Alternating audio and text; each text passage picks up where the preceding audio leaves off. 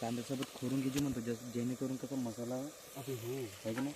आम्ही नाही केलं, बनवलं हलकासा मीठ मार उडून पाणी टाकतो दे. ठीक आहे कपटे एवढं मीठ टाकू घंटा कपटे थांब त्याला तिकडे ते चम्मच चांगली झाला टाक पण टाक सांग सांग बस.